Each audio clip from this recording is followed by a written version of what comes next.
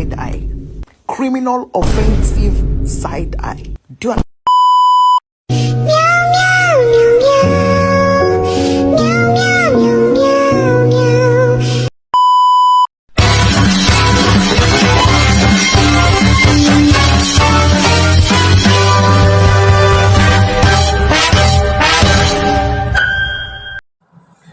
Bismillahirrahmanirrahim. Assalamualaikum warahmatullahi wabarakatuh. Izin memperkenalkan diri. Nama saya Muhammad Abdul Hamid Al-Kabir, NPM 243111021. Program Studi Sistem Informasi 24A dari Universitas Teknokrat Indonesia. Di sini saya akan mengerjakan tugas manajemen bisnis yang diampu oleh dosen Ibu Nabila Putri Maharani, SMMM. Materi yang akan dibahas adalah lingkungan dan budaya perusahaan. Dan juga dalam materi lingkungan dan budaya perusahaan yang akan dibahas adalah yang pertama, gambarkan lingkungan umum dan lingkungan tugas serta dimensi masing-masing. Jelaskan strategi yang digunakan manajer untuk membantu organisasi beradaptasi dalam lingkungan. Yang kedua.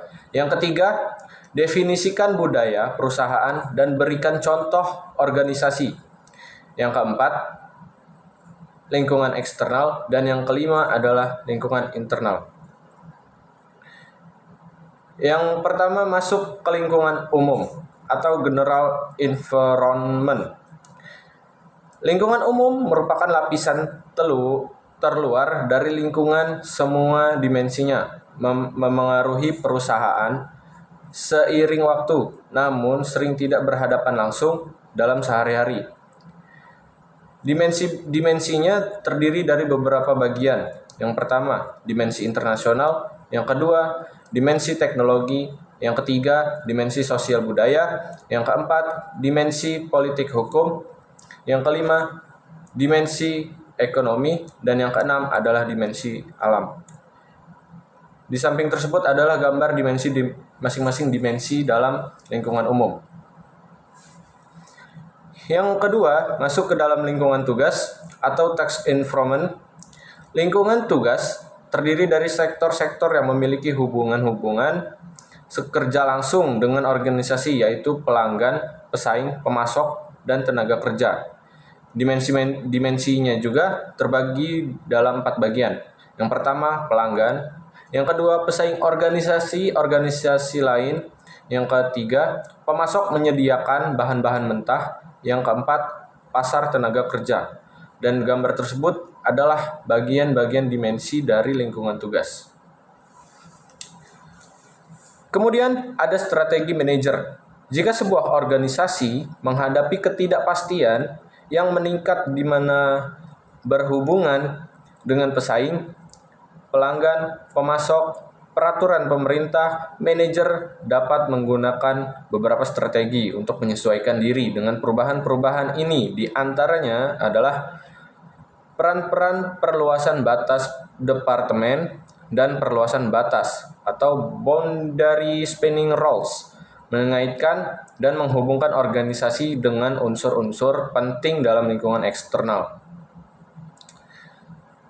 Kemudian, rekan antar organisasi, strategi yang kini populer dalam menyesuaikan diri dengan lingkungan usaha untuk mengurangi batas-batas dan meningkatkan kerjasama dengan organisasi-organisasi lain.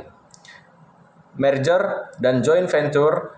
Merger terjadi ketika dua organisasi tergabung menjadi satu, dan joint venture adalah aliansi strategis atau program strategis dari dua organisasi. Kemudian masuk ke dalam budaya perusahaan. Budaya perusahaan diambil dari kata corporate culture. Dapat disimpulkan bahwa budaya perusahaan adalah suatu pola asumsi dasar yang dimiliki oleh anggota perusahaan yang berisi nilai-nilai, norma-norma, dan kebiasaan yang mempengaruhi pemikiran, pembicaraan, tingkah laku, dan cara kerja karyawan sehari-hari, sehingga akan bermuara pada kualitas kinerja perusahaan. Contoh organisasi adalah yang pertama Google, yang kedua Zepops, yang ketiga adalah Netflix, yang keempat Patagonia, yang kelima Southwest Airlines, yang keenam adalah Apple. Masuk ke lingkungan internal. Lingkungan internal adalah kejadian dan kecenderungan dalam suatu organisasi yang mempengaruhi manajer bekerja mencakup budaya perusahaan, teknologi, produksi, struktur organisasi, dan fasilitas fisik. Lingkungan internal meliputi yang pertama adalah pemilik atau ownersnya, orang yang secara hukum dan historis dalam sebagai pemilik bisnis.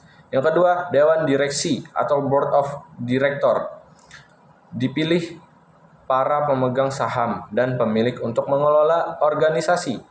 Yang ketiga adalah karyawan atau employees, unsur sumber daya manusia yang bergelut dengan aktivitas operasional perusahaan. Yang keempat adalah lingkungan kerja fisik, physical work and environment, berkaitan dengan fasilitas, gedung, lokasi, peralatan. Masuk ke lingkungan eksternal. Lingkungan eksternal adalah lingkungan yang berada di luar organisasi, saling mempertukarkan sumber dayanya dengan organisasinya tersebut dan tergantung satu sama lain. Menurut Tuan Hani Handoko, lingkungan eksternal suatu perusahaan memiliki dua lapisan, yaitu yang pertama, lingkungan khusus unsur tindakan langsung, terdiri dari pelanggan, membeli produk, barang, dan jasa. Yang kedua, pesaing perusahaan di dalam industri yang sama dan menjual produk atau jasa kepada pelanggan. Yang ketiga adalah pemasok, perusahaan yang menyediakan bahan baku. Yang kedua lingkungan umum. Unsur-unsur tindakan tak langsung, terdiri dari ekonomi. Suatu negara akan mempengaruhi sebagian besar organisasi yang beroperasi di dalamnya. Teknologi, sepengetahuan, peralatan, dan teknik yang digunakan untuk mengubah bentuk masukan input menjadi keluaran output. Kemudian politik hukum, undang-undang, peraturan, dan keputusan pemerintah.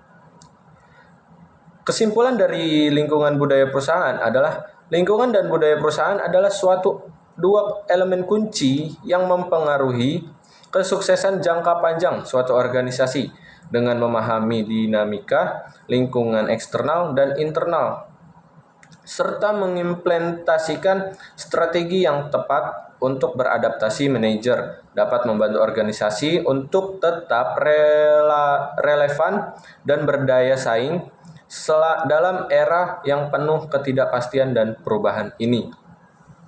Baik, mungkin itu saja yang bisa saya sampaikan.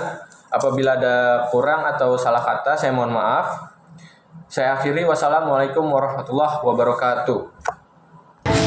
Oke teman-teman, terima kasih sudah menonton videonya. Waduh, gaya banget sih lo.